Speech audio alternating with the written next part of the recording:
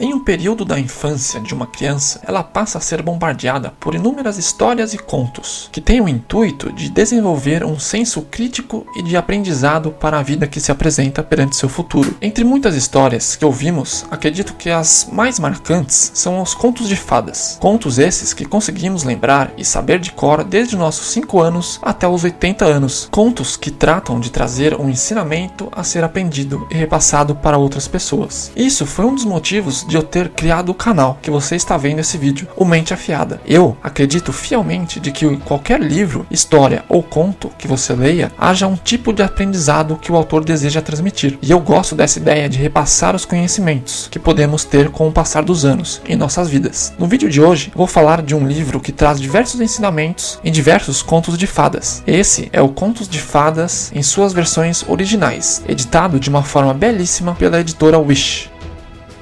Os contos de fadas, nos dias atuais, são bem disseminados e estão na memória de bilhões de pessoas pelo mundo, já que além de textos publicados, tivemos a sorte de ter filmes animados e não animados que permanecem no imaginário de cada pessoa. Mas, você sabe o surgimento dos contos de fadas? Ou qual foi o primeiro a ser escrito? Ou qual o motivo de existir contos de fadas?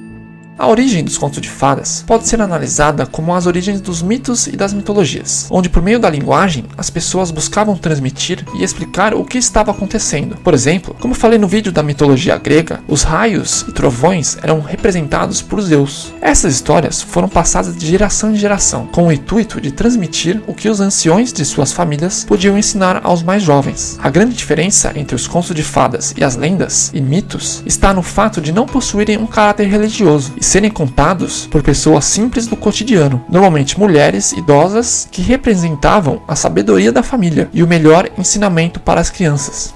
Por alguns séculos, as histórias foram repassadas de forma oral entre as gerações, até que houvesse o primeiro registro dos contos. A obra precursora do gênero foi Piacevoli Notti, de Giovan Francesco Straparola, em 1550. Entre diversos contos populares, havia um que é bem conhecido atualmente, O Gato de Botas. Posteriormente a esse período, entre os anos de 1634 a 1636, Giambattista Basile publica o Pentamerone, onde diversos pesquisadores afirmam ser a pedra fundamental do conto de fadas literário moderno. Entre os diversos contos estavam já presentes as primeiras versões de Cinderela e a Bela Adormecida, mas por meio de um nome diferente, chamado de Sol, Lua, Itália. No ano de 1697, ocorre um marco histórico no mundo literário, com foco na literatura infantil, em que Charles Perrault tem a grande ideia de reunir em um único livro diversos contos. Assim surge o livro Contos da Mamãe Gansa, onde ao final de cada história trazia um verso dando a moral da história, para que assim as crianças compreendessem o ensinamento daquele conto.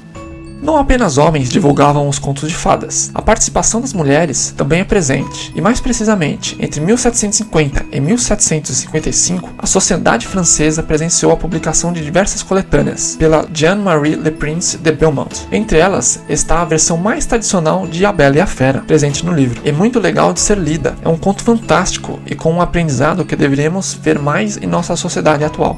Posterior a esse período, chegou o Iluminismo, com toda a sua racionalidade, fez com que os contos de fadas fossem esquecidos e apenas retornassem no início do século XIX, onde estudiosos de línguas e folclores fizeram descobertas para preservar os contos de fadas, devido à sua importância social e de transmissão de aprendizados. Decidiram então juntar esses contos em diversos livros, que foram publicados entre 1812 e 1815. Esses estudiosos são Jacob e Wilhelm Grimm, mais conhecido como os Irmãos Grimm, que viviam na Alemanha e decidiram redigir todas as histórias ouvidas de forma oral para os livros. Dentre diversas fontes que contaram as histórias aos irmãos, Frau Dorothea Wiemann conhecia diversos contos, mas eles fizeram um trabalho minucioso de procurar e descobrir publicações antigas e compará-las para disponibilizar um conto mais profundo e marcante aos leitores.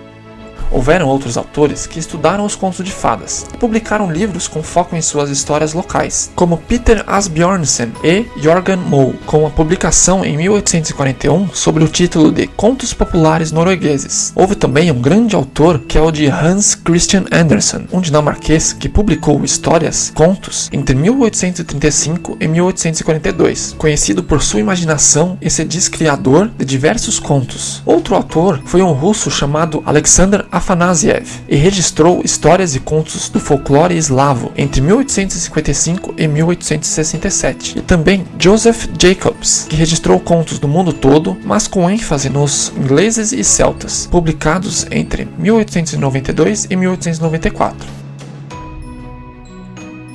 O livro Contos de Fadas, em suas versões originais, contém diversos contos famosos e não famosos. Todos eles demonstram passar um ensinamento. Eu, como leitor, fiquei feliz em conhecer as histórias originais. Por exemplo, da Pequena Sereia, que suporta uma dor imensa para ver o seu amado feliz. Do Aladim, que de uma forma malandra engana um feiticeiro. E da Mulan, mulher que honra a sua família. Histórias essas que eu vi em minha infância, nos filmes animados. E também pude conhecer outros contos, como Os Cisnes Selvagens e o Rouxinol e o Imperador da China, contos que eu adorei e com certeza vale muito a pena a leitura deles, pois trazem ensinamentos e recordações.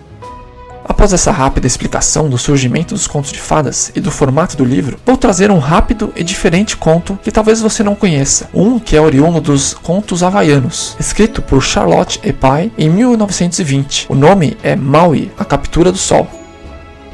O conto inicia-se com Ina, uma deusa que estabeleceu sua morada na Rainbow Falls, e seu maior dom era fazer capas, trabalho esse que era diário. As capas são manufaturas feitas pelas mulheres das tribos havaianas, com o intuito de criar tecidos que possam fazer roupas, lenços e tapetes, de uma forma única no mundo. Uma produção feita por meio dos cascos internos das árvores e da seiva glutinosa que há nelas. As capas eram tão belas e tão famosas que chegavam a ser cobiçadas por diversos povos das ilhas, ao redor de sua moradia. A produção das capas era bastante trabalhosa, já que Ina usava alguns ingredientes que, por serem bons para a produção, eram difíceis de serem encontrados. Quando se concluía os trabalhos, as capas deveriam secar no sol. Porém, muitas vezes, quando ela levava as capas para a secagem, o sol já estava muito baixo, e assim o trabalho não ficava perfeito como deveria ser. Ina, além de ser uma grande produtora de capas, também era mãe do semideus Maui, que por mais que adorasse todo esse trabalho de fazer as capas, mantinha uma certa distância, já que a tradição não permitia que participasse da produção. O processo de secagem exige que tenha bastante tempo no sol, porém os dias eram curtos e logo escurecia rapidamente, na morada de Rainbow Falls. Maui, por se importar com sua mãe, fica muito triste com essa situação e resolve pedir para que o sol fosse mais lento durante um período do dia. O sol acatou seu pedido e prometeu que iria mais devagar.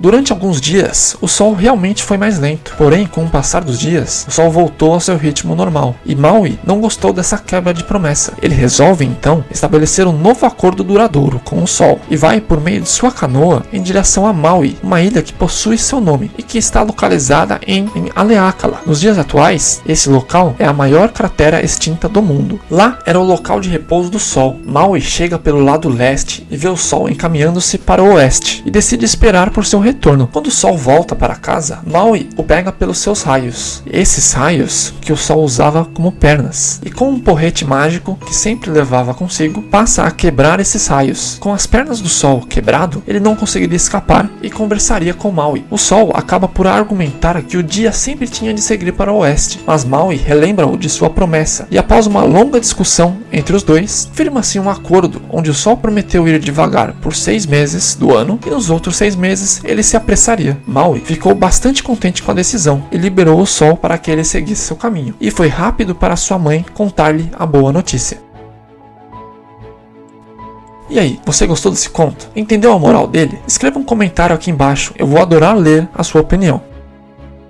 Essa história pode ser tratada como um conto de fadas, mas também pode ser tratada como uma lenda ou mito, justamente pelo fato de que o conto busca explicar o surgimento do solstício. O solstício de verão e de inverno representam respectivamente o dia em que tem mais incidência do sol, ou seja, os dias são mais longos do que a noite, que é o solstício de verão, e o dia que tem menos incidência do sol, havendo assim as noites mais longas, ou seja, o solstício de inverno. Eles estão presentes nos hemisférios de 6 em 6 meses. Normalmente, entre os dias 20 e 21 de junho, acontece o solstício de verão no hemisfério norte e o solstício de inverno no hemisfério sul.